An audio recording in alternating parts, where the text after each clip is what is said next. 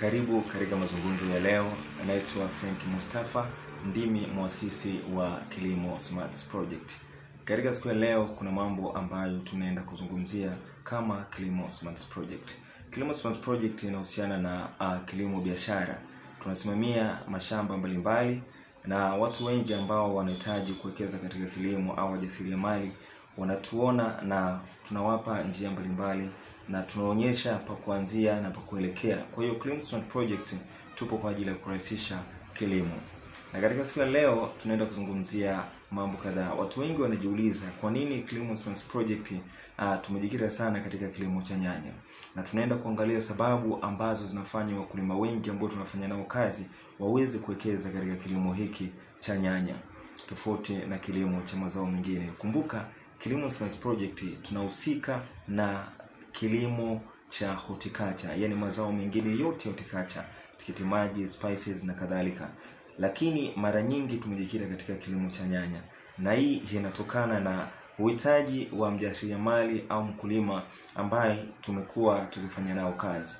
Kama amependa nyanya, tutasimamia nyanya mpaka pale atakapovuna. Na hizi ndio sababu ambazo zinafanya wakulima wengi wapende kulima nyanya. Sababu ya kwanza ni high demand. Nyanya imekuwa na demand kubwa sana. Uhitaji wake umekuwa ni mkubwa kuliko mazao mengine ya horticulture. Na hivyo inapelekea watu wanaohitaji nyanya kuwa wengi. Kwa hiyo watu wengi wanaingia katika kuproduce zao hili la nyanya kulingana na uhitaji wa watu kuhitaji nyanya. Na demand ya nyanya haijawahi kupungua. Pengine labda production ya nyanya ipungue, ifanye watu waweze kuwa na kiasi cha matumizi na hivyo kupunguza matumizi kutokana na uchache wa nyanya sokoni. Lakini kama nyanya zitakuwepo nyingi, basi uhitaji utaendelea kuwa pale pale na matumizi yataendelea kuwa pale pale. Lakini sababu ya pili ni mafanikio makubwa yanayotokana na kilimo cha nyanya. Kilimo cha nyanya ni kilimo ambacho kinaweza kikamtajirisha mtu kwa urahisi zaidi kuliko kilimo aina yoyote ile ya horticulture. Kama Kilimo Smart Project tunahakikisha kuwa tunampa mkulima mazao mengi ambayo yatamsaidia kupata pesa au kile anachokistahili.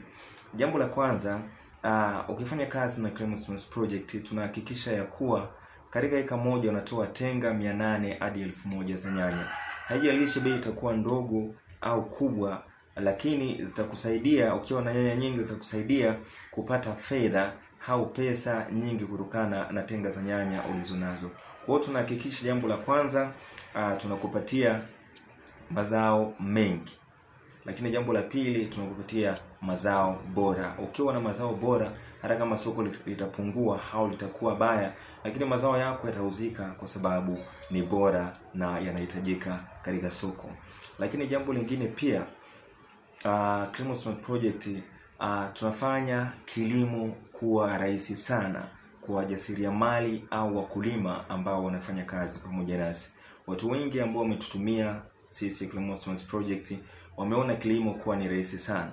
Na kwa sababu Kilimo Smart Project tunakabiliana na changamoto mbalimbali za kilimo, hususan katika zao husika ambalo tunakuwa tunajikita nalo kwa ajili ya kulisimamia kuanzia hatua ya awali mpaka hatua ya mwisho. Kwa hiyo wakulima wengi wameshindwa kuona hizi changamoto na hivyo kuona mafanikio kuwa rahisi sana na kilimo cha nyanya kuwa rahisi kulikoni kilimo aina yoyote ile. Kilimo cha nyanya tunalima mara 4 kwa mwaka. Na Kilimo Smart Project tuna dawa mbalimbali, program mbalimbali za dawa ambazo zinatuwezesha kulima nyanya hata kipindi cha mvua. Kwa hiyo kwa mwaka tunaweza tukalima mara 4, yani throughout of the year. Lakini jambo lingine pia, Kilimo Smart Project tunatumia system au teknolojia ya umwagiliaji kupitia njia ya matone, drip irrigation system.